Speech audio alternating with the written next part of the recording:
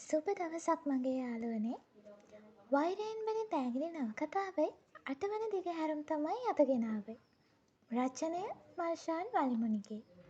එහෙනම් අපි යමු කතාව පැත්තට. ලොකු සර්ගේ වචන හමුවේ ඇය තප්පීරි ගැසුණාය. ඒකාන්තයෙන්ම දැන් ගේස්න ගෙවීමට ඇයට සිදුවන බව ඇයට දැනුණා. තම දුප්පත් අසරණ දෙමව්පියන් මේ යෝජනාවට උඩින්ම කැමති වන බව ඇය දැනන් හිටියා. අනේ දෙවියනේ! ඇයගේ මුවින් පිට වූ වචන එපමණක් විය. ලොකු සර් හීනයෙන් වගේ ඇහුණු ඒ වචන ටික ඇයගේ ගැහැණු ආත්මයට අකුණක් වැදුනාක් මෙන් දැනුණා. ගේස්න ගෙවීමට ඇයගේ කිසිම කැමැත්තක් නොවීය. තම මව්පියන්ගේ ජීවිතයට ඇපයටගෙන ගේස්න මේ කරන වැරැද්ද ඔහුට තේරුම් කිරීමට කාහට හැකිවේවිද කියා ඇයවත් නොදන්නේය. මහත්තයා ආවද? ඔයාලත් හොඳින් අහගන්නකෝ එහෙනම්. ගෙටගොඩ වුණු ශේලිගේ මව්පියන් දෙස බලමින් ලොකු සර් කතාව ආරම්භ කළේ. මේ ඉන්නේ මගේ ලොකු පුතා. ශේලි දුව වැඩ කරන්නේ මගේ පුතාගේ යටතේ. ශේලී අපේ පුතයි අතරේ සම්බන්ධයක් තියෙනවා. ඒ විතරක් නෙවෙයි. මෙයාලා එක එක තැන්වල ඇවිදිද්දී අපිට මේක ආරංචි වුණේ. ඉතින් මේව පහු කරලා බෑ. මම හිතුවා ලබන සතියේ මේ දෙන්නව බන්දන්න. ඒකට ඔයගොල්ලන්ගේ අකමැත්තක් නෑ නේද?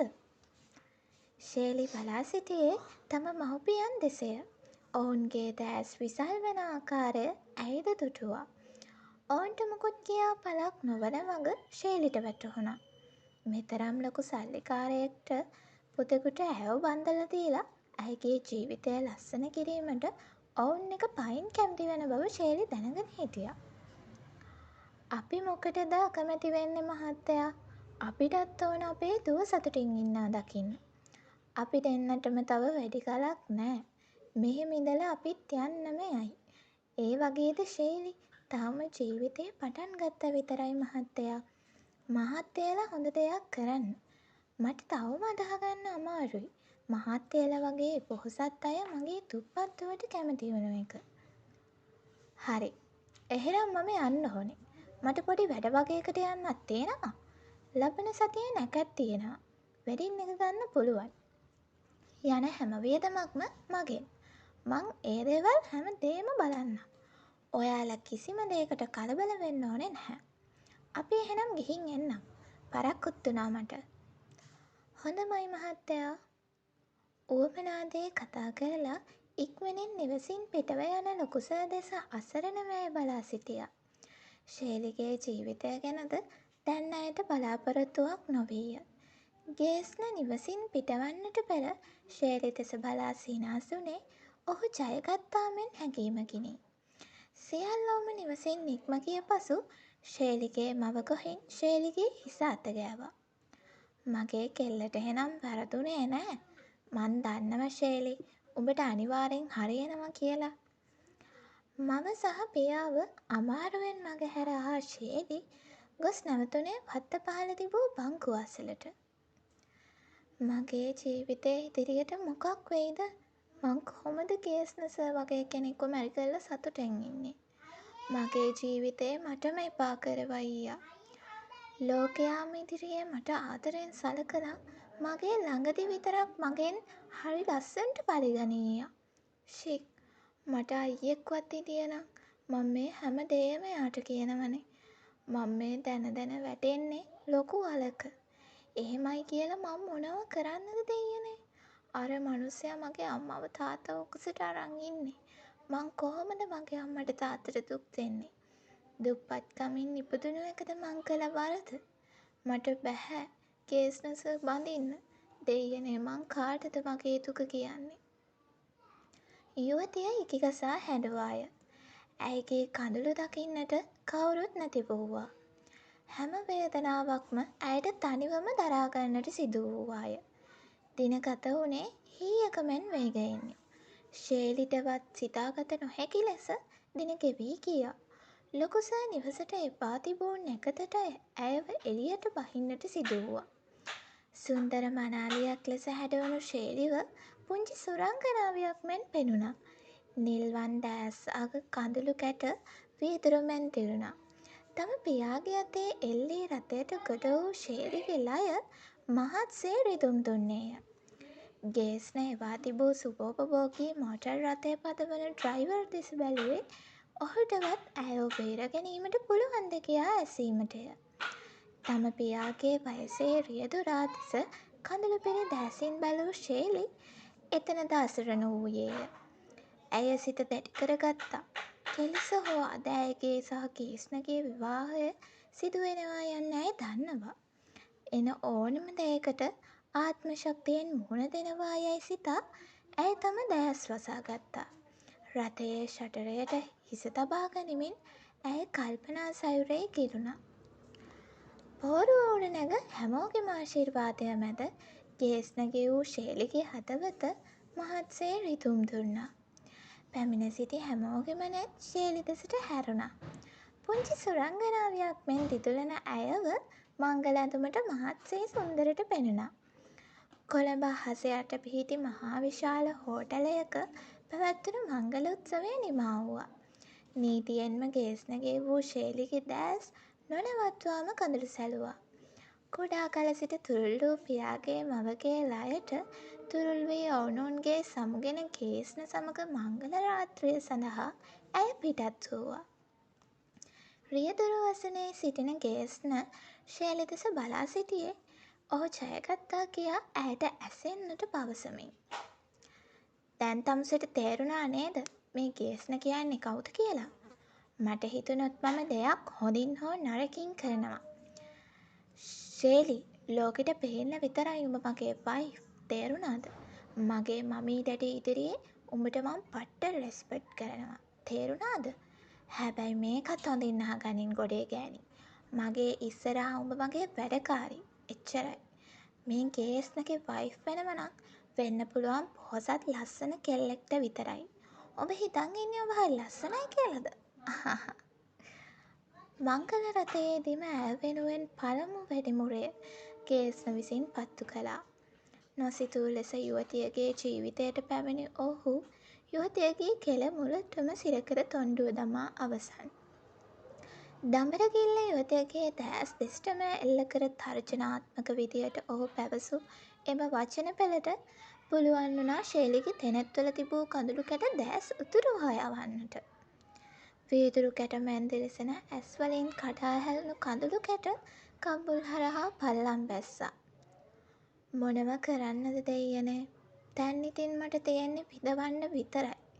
මගේ අහිංසක අම්මි තාත්ති පව් දෙයියනේ. එයාලට මම කොහොමද දැන් සලකන්නේ? මෙයා දැන් මට කියයි ගෙදර වැඩ කරගෙන ගෙදර ඉන්න කියලා. ඔෆිස් එන්න දෙන එකකුත් නැහැ. පඩියක් නගින මම කොහොමද අම්මට තාත්තිට කීයක්වත් යවන්නේ?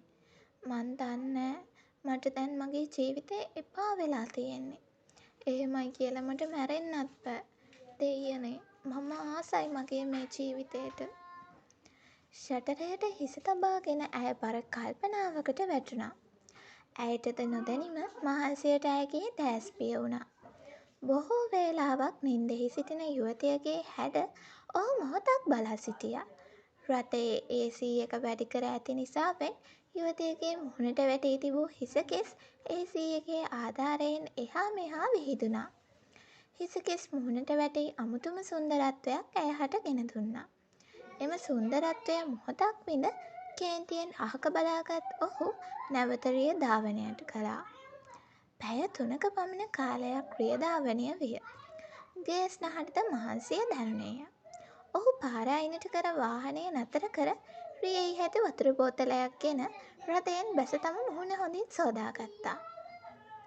ෂි, මේකේ නම් හොඳට නිදි. හිතුවද දන්නේ මම මේකේ ඩ්‍රයිවර් කියලා. නුවරට ආවෙත් අමාරුවෙන්. ඊයේත් රෑ එළි වෙනකම්ම නිදි නෑ. ඩ්‍රයිවර් කෙනෙක් අරන් එන්න තිබුණේ. ෂි, කොහෙද මම පණ්ඩිත වුණානේ. කමක් නෑ. යනවා ඉතින් කොහොම හරි තව පොඩ්ඩනේ නුවර එළියට තියෙන්නේ. ගිය ගමන් මේකෙන් ගන්න ඕන පලියක්. ආයේ මදි නොකියන්නම. යන ගමන් කල්පනා කරන්න ඕනේ. හොඳ ප්ලෑන් එකක් ඇතුව මේකෙන් පලි ගන්න ඕන. මේකේ නිසයි මට මෝලි නැති උනේ. ඉතින් මේ කොඩේ ගෑණි පිඳවන්නම ඕන. ගෙවෙන හැම තප්පරයකින්ම මේකගේ ඇහින් කඳුළු විතරක්ම වැටෙන්න ඕනේ. මං ආසම මේක ඉකි ගහලා අඬනවා දකින්න. "ඕ ෂීට්! ඇස් පේන්නේ නැද්ද?" ඔහු මහ හයියෙන් කෑ ගැසුවා.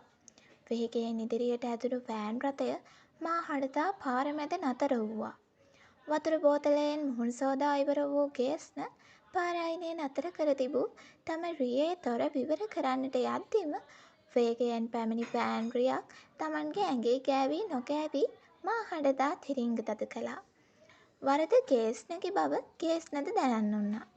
නමුත් ඔහුගේ ඇති මහන් තත්වකම හේතුවෙන් ඔහු පරුෂ වචනයෙන් බැන වැදුනා.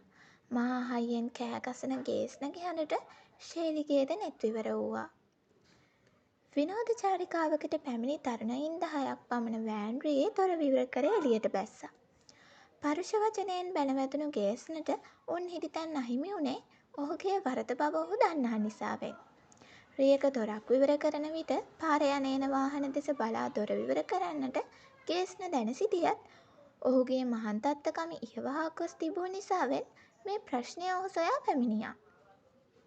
6-4 ශරීර කූඩු සහිත තරුණයින් දස දෙනෙකු ඔහු ඉදිරියේ සිටගෙන සිටින වග දුටු ගේස්නගේ දෙපා ගිටාරයක තත්සරමෙන් ගැහෙන්නට පටන් ගත්තා.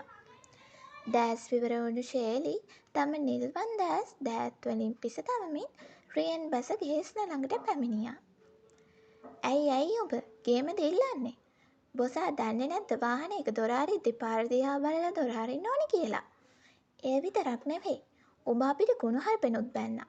වරද උඹේ බොසා අපේ නෙවෙයි නේද? වෑන් රියෙන් බැසහා තරුණයින් අතර සිටි එක් තරුණයෙක් ගේස්නගේ කොළරයෙන් අල්වා ගත්තා. අඩි 6කට වඩා උස දේහධාරී සිරුරක් හිමියේ තරුණයාගේ ග්‍රහණයෙන් මිදෙන්නට ගේස්නට නොහැකි වූවා. ශේලිගේ දෑස්වල කඳුළු අලුත් වූවා. මොන වරද කළත් ගේස්න දැන් ඇයගේ නීත්‍යානුකූල ස්වාමි පුරුෂයා බව ඇයගේ සිහියට නැගුණා. කරන්නට කිසිත් ඇයගේ සිත තුළ නොමැති වූවා. ගේස්නගේ කෙලෙන් අල්වා සිටින එම තරුණයා ගේස්නගේ කෙල තවත් සිරකර අල්වා ගත්තා. කරන්නට කිසිත් නැතිව ගේස්න ශේලිගේ අතින් අල්වා ඇයගේ අත තදින්ම මිරිකුවා.